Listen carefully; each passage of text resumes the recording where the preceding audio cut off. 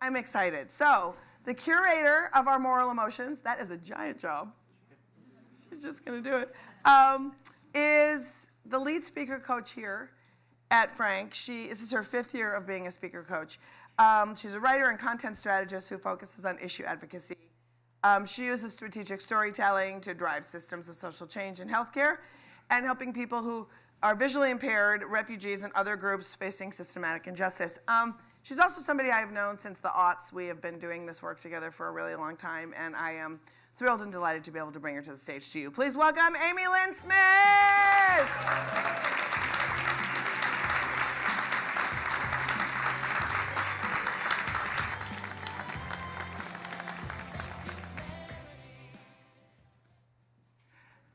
Good morning, and I am so delighted and honored to be here among all of you. Moral emotions are something I've been giving a lot of thought to because they are messy and hard to define. They encompass such a wide range of emotions: outrage, shame, guilt, indignation, empathy, a sense of right and wrong. So, are moral emotions our conscience talking to us? That's what I think. Moral emotions are our conscience. That's one of the key messages behind a TV show called The Good Place. I see we have a lot of fans of The Good Place, right? Show of hands. Okay, you're all going to The Good Place. If you haven't watched it or don't watch it, you risk going to the bad place. The show has moral emotions at its heart, and I promise no spoilers, but I am going to talk about it just a little bit because it's a model for weaving moral emotions into a narrative. As creator Michael Schur said, people don't like to be lectured to, so he felt that comedy was the appropriate and correct delivery mechanism. The story centers around humans who either go to the good place or the bad place based on their actions during their lives. They earn or lose points based on those actions and how they treat each other, and their point total determines where they go when they die. But on The Good Place, moral emotions and ethics aren't theoretical. They're actually played out in a sort of virtual reality.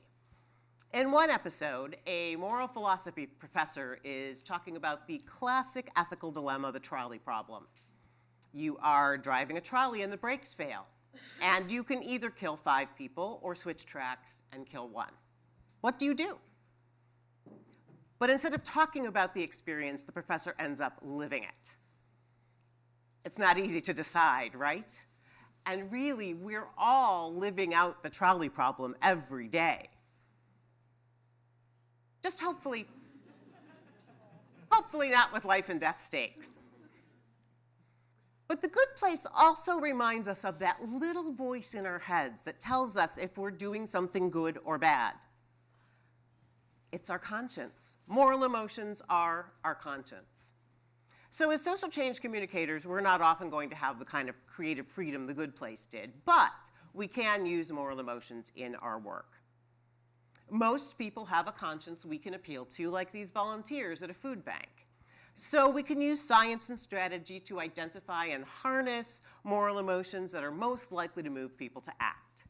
We can use moral emotions to appeal to people's values, to make them give a fork, as they say on The Good Place, and to catalyze them to take action. We know moral emotions drive action because plenty of people have done it all on their own. Oskar Schindler and others who saved countless Jews during the Holocaust. David Hogg and Emma Gonzalez, just 2 of the teens who survived the Parkland school shooting and stood up to demand change. Greta Thunberg, whose outraged speeches earned her the honor of Times Person of the Year, and quite a few mentions here at Frank this year. External forces can also drive action through moral emotions. More than 10 years ago, Huntington, West Virginia was named the most obese city in the country. They were fat-shamed nationally, and the mayor admitted it was embarrassing. So the city mobilized. Hospitals and schools launched health programs. Students started farmers markets. And volunteer coalitions taught people how to make healthier eating choices. In the decade since the shaming, the mayor alone has lost 60 pounds, and the city's obesity rate has dropped 15%. That's something to feel proud of. There's another proven model for using moral emotions to drive social change.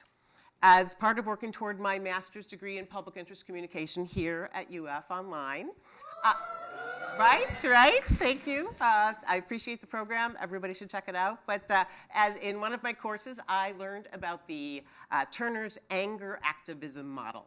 And even though we've already heard about anger, the model tells us that evoking a sense of outrage or unfairness can catalyze people, but only if we give them a very specific call to action. So what do these examples tell us? As communicators, we can use strategy and communications to encourage people to act on their conscience.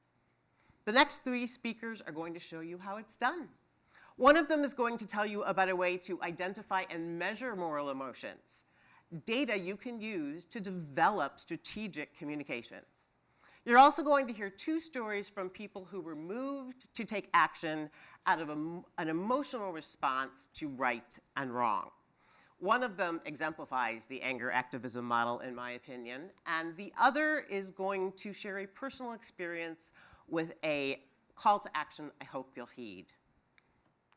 Every day, humans are provoked to feel any number of moral emotions.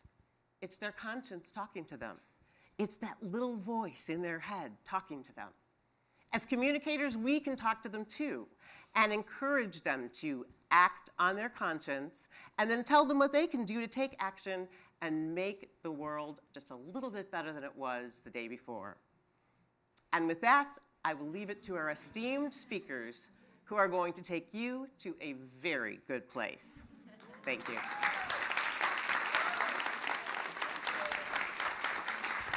All right. Let's dig deep into our morals and our emotions.